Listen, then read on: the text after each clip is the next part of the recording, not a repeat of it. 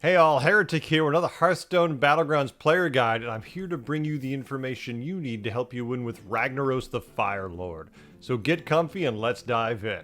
First, let's talk about their hero power, which comes in two forms. The first is Die Insect, which is a passive hero power that reads, after you kill 25 minions, get Sulphurous.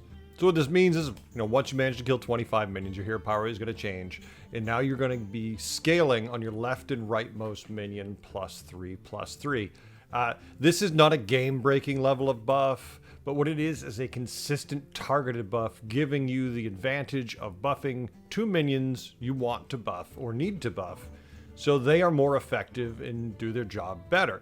If you have a Baron Rivendare that, there's no Quillbore in the lobby, there's no Naga, I can't really buff him, but Ragnaros, stick him on the right, and all of a sudden you've got the only one that can't be sniped for the most part. It's pretty damn handy. That being said, you have to get this quest done as soon as possible, so your number one priority is killing enemy minions. Not necessarily tiering, not necessarily tripling, just killing as many minions as you possibly can. If they've got a board full of death rattles and you can knock out 12 in one turn, you're off to the races. You're in good shape. This will help you. Also, because of the nature of this hero power, the longer the game goes, the bigger you scale. So this is a nice consistent power once you get the 25. The 25 kills is a little slow at this point in the game, I feel. It probably would sit better at 20. But right now we're at 25, so that's what you have to work with. And when it comes to when you're going to complete the quest, typically that is going to be on turn 7. Right about there, you should complete the killing 25 minions. If you get it early, great. If you get it on turn 8, okay. If you get it on turn 9, you're in trouble. You might want to start pumping the brake. Don't tear up so hard. Try to play a little more conservatively, that way you don't finish 7th or 8th. Now, when I'm tiering with Ragnaros, I will do one of two curves.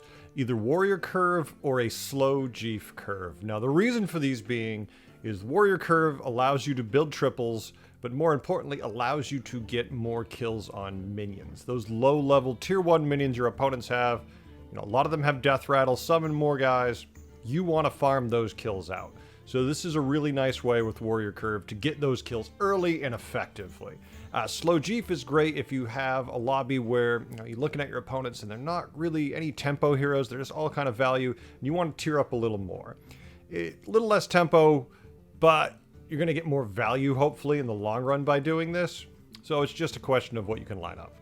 So when it comes to the minions I like to play when I'm using Ragnaros, anything with Divine Shield. I mean, your first minion probably should have Divine Shield, that way it gets its extra attack and it's still getting that buff. Your rightmost minion, if you can help it, a mech with a Noya module or some other Divine Shield minion that's caught a taunt somehow, let these grow and you will get significantly more value out of them in your lobby. Cave Hydras, Foe Reapers, these kind of minions which are going to do cleave damage, wiping out large areas of your opponent's board. Getting that buff every turn is pretty damn fantastic. Impulsive Tricksters, these are great. You let them sit that first spot. Maybe in the rightmost spot if you give them taunt. Maybe put them in the middle, you don't care because you got a Macaw in the first spot.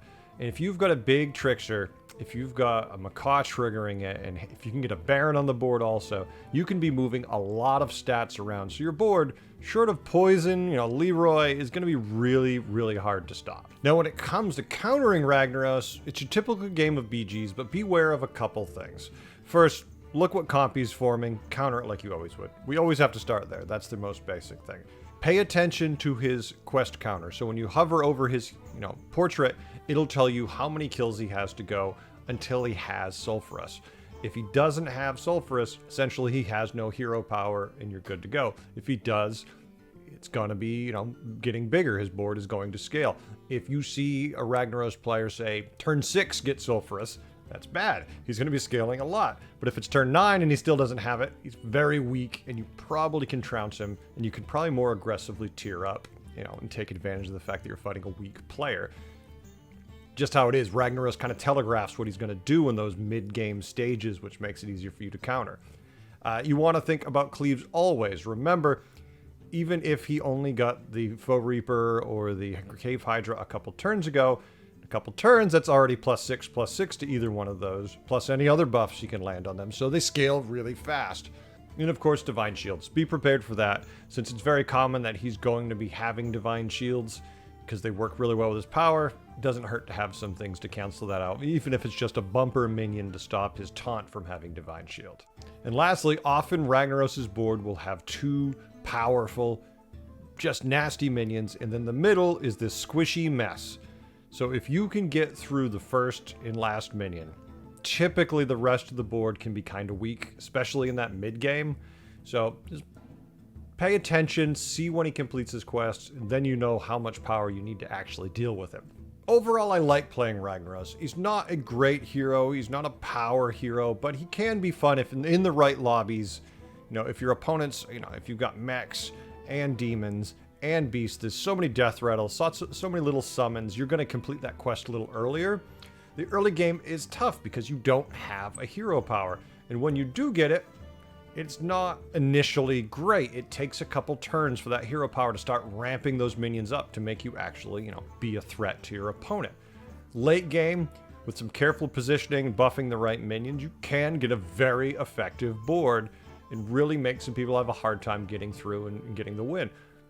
He's not the best hero, but if you can survive, the later the game goes, especially if you build more scaling into your board, he can be a lot of fun and he can win you some games. So give him a chance. Ragnaros is certainly not the best hero, but at the same time, he's far from the worst. You can have some good games with him and have a good time.